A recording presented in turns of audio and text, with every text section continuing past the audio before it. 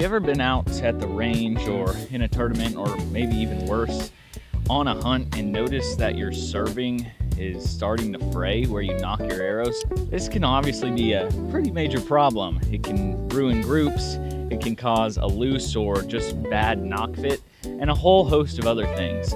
I am experiencing that right now, and that's a pretty big problem for me. So today, I'm going to take you in the shop and show you how to fix that. So this is something that is much easier to do in the shop, somewhere comfortable, somewhere where you have all your tools handy. However, once you know how to do this, it's also something you can do in the field. So it's a really valuable tool. And along with this, I'm going to show you how I tie a D-loop on, how I get a soft knot, and all that good stuff. So you can make those adjustments in the field if you really have to. But for today, since I have the option, I'm going to throw it in the vise here, and we're going to do it the quote-unquote easy way. And now this way, everything's level with me. I have an easy spot to work, and it's just overall going to be a better option. A couple tools you're going to need for this is a knife, preferably a sharp knife like a razor. You're going to need some serving, which I have right here. I got this serving off of Amazon because I was out, but you can go to your local pro shop, Bass Pro Shops, any of the major, sporting goods stores should have it.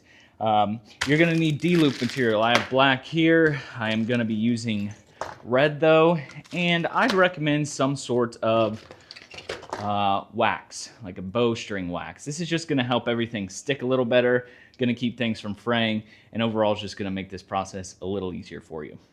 First things first is removing the old serving and D-loop. This is the part where you really need to be the most careful, because I don't know about you, but bowstrings are expensive and I don't like buying them. So this string is in really good shape. It's about a year old, but I've kept it waxed, probably over waxed, but it's in really nice shape. It's not coming apart anywhere, and I want to keep it that way. So just be really careful when you're cutting these things away, kind of like I just was not very careful there.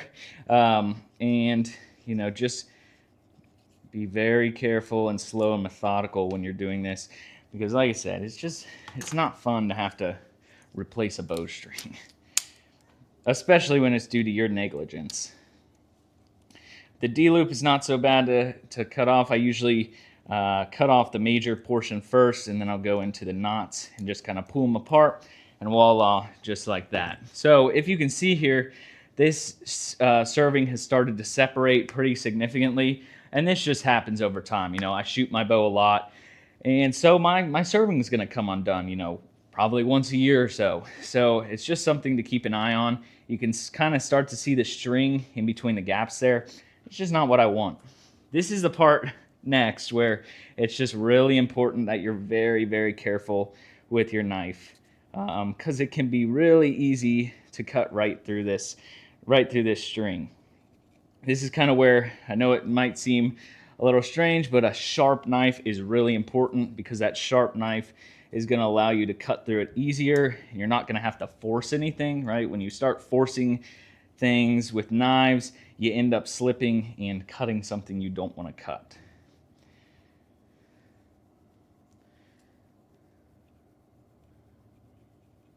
Once you get it cut in one spot, you're usually pretty good to go ahead and put the knife down and then just work it all the way around. It's a little slower to just work it all the way off, but I would highly recommend that you just unravel it instead of trying to cut it all the way off, because again, these strings are expensive and I don't want to buy more than I have to.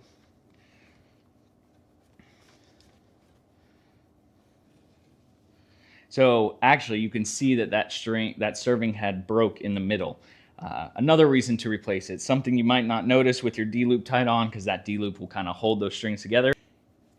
So now, since that was cut in half or separated, I'm just going to start on this other side here, get this cut. So now that we've got that cut and ready to go, what I like to do personally is put a little wax up underneath where the serving was. One, this is going to help your new serving stick a little better, and two, it's just an extra layer of protection for that string underneath. Some guys might not like this, some guys might be against this, but this is just what I'm doing, and I'm showing you what I do. All right, so if you're working off of a string that's been served for a while, you'll usually just see an impression of where the old serving was, and that's kind of what you can go off of. But say it's a new bowstring or you just can't quite see that, what you want to do is see where your nock point's going to be, and then you want to basically go about 2 inches above that, and that gives you plenty of room, you know, up and down to adjust your nock points and all that good stuff. So what I've got here is about 2 inches of tagline. I'm going to simply wrap it around so it's basically pinching itself,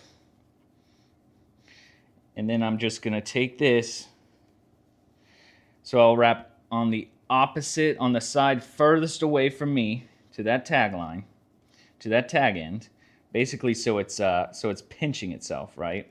And then I'm just going to slowly wrap it.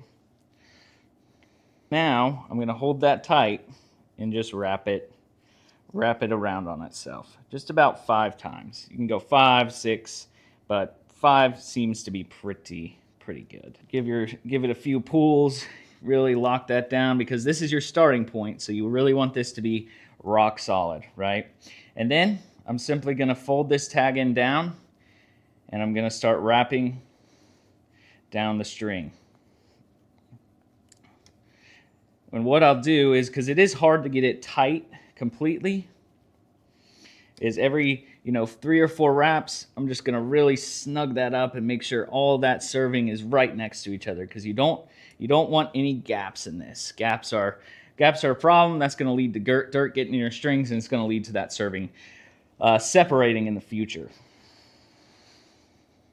So now you're just going to wrap all the way down for about 2 inches below your nock point, or where that serving last was. Once I get about 10 wraps down there, then what I'll do, I'm going to go ahead and take out about 3 to 4 feet of this spool. For me, it just makes it easier. I just prefer it that way. But if you leave it on the spool, you're more than welcome to. If you do this like I'm cutting it here, just make sure that you leave plenty of extra. Serving's cheap, so don't try to save money there, because you don't want to get all the way to the end and then have to totally redo everything. So now I'm just going to take both these ends and really get them as snug as I possibly can. Just really pull those down and get those tight. Once those are tight, I'm going to take this tag end here, cut it off to about a 1/2 inch.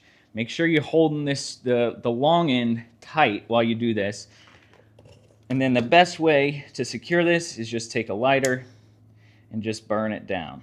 Be careful. I always like to hold the lighter so the flame's up, so I don't have a less likely chance of burning my string. And just like that, we're down. And now we're just going to wrap all the way to the end.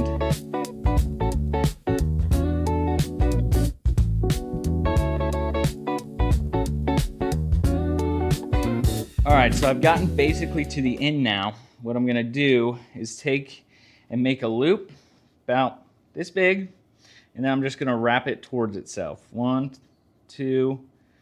This doesn't have to be tight. 3, 4, 5, 6. I like to do 8, 7, 8.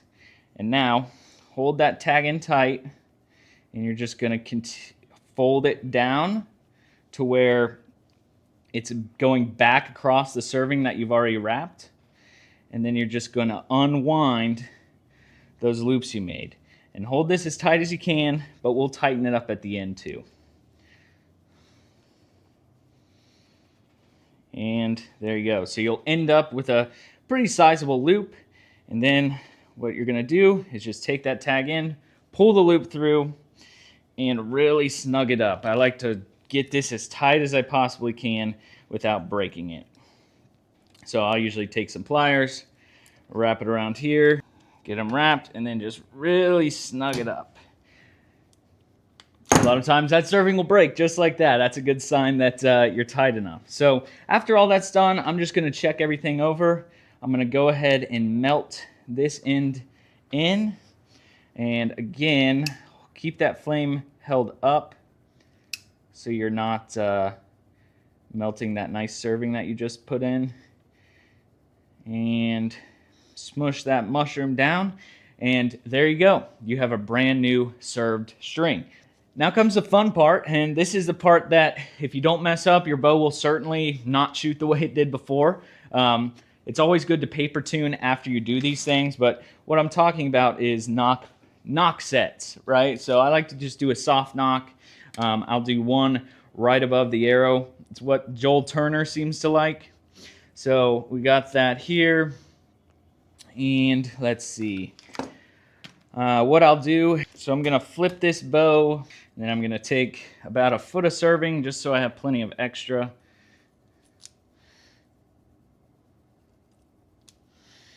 And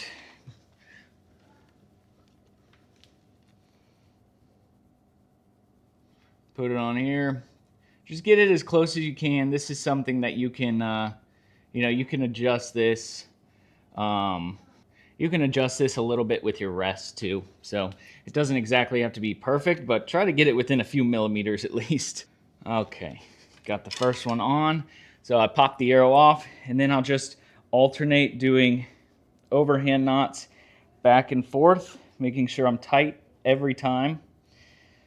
So 1, 2, and then on the back side, 3,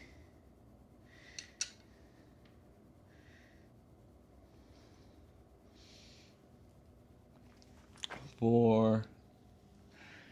I like to do 6.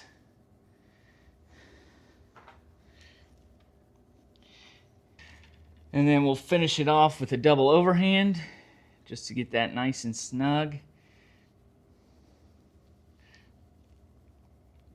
And perfect. So we've got that done. Now I'll usually just go ahead and rotate this bow back, and we'll burn these ends down.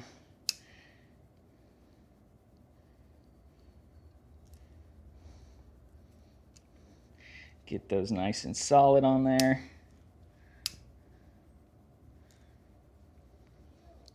Perfect, and there we have our soft nock. What I'll do now is just put that arrow back on. Make sure it's close.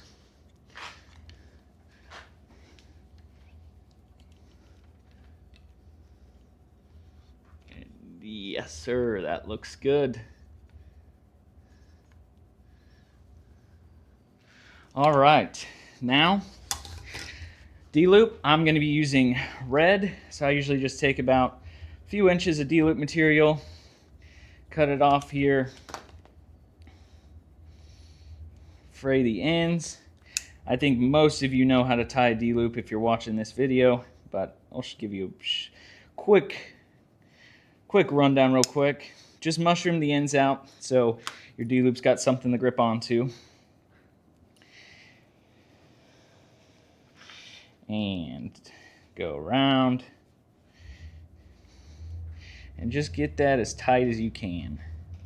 We'll tighten this up here in a minute, but it's not a bad idea to just get it as solid as you possibly can right off the bat.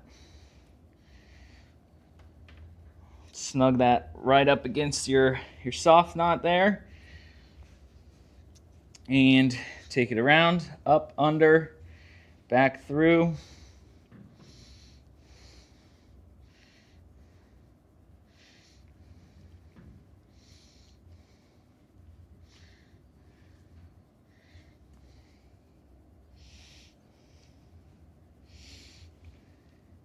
And I do like to make sure that my D-loop is, that the two knots are facing in opposite directions. It just makes it just a little more consistent that way.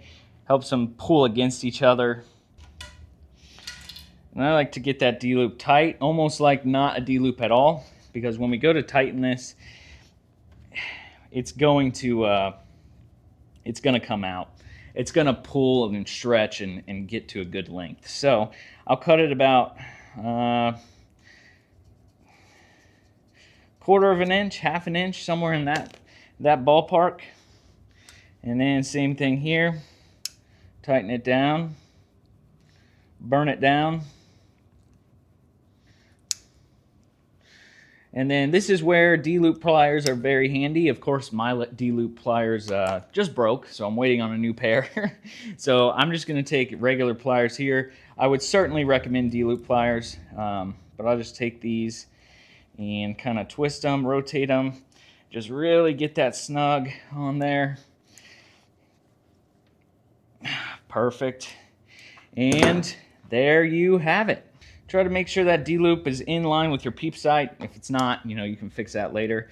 What I like to do a lot of times is just pull on it with my release just a little bit, just to get it extra tight, and you're all set. Alrighty, so in just a few minutes, we are set and ready to go out in the field again. No more frays, no more issues, and that is looking good. I really like the way that's looking. So I will simply put an arrow on just to double check everything. And perfect. That looks just how I want it to. So no issues there. Perfect. Well, the next steps here are to go shoot it, or I would actually shoot it through paper first just to make sure everything's looking good. And then you're ready to go, head out into the field and hunt, go to some tournaments, or do whatever. But it's a really easy fix. Once you do it a few times, you get good at it, you get proficient at it, and it's just one more thing to add to your knowledge kit in order to be a successful archer. That's gonna do it for today's video. I really appreciate you all watching. Make sure to like, comment, and subscribe if you haven't already, and I will see you all on the next video.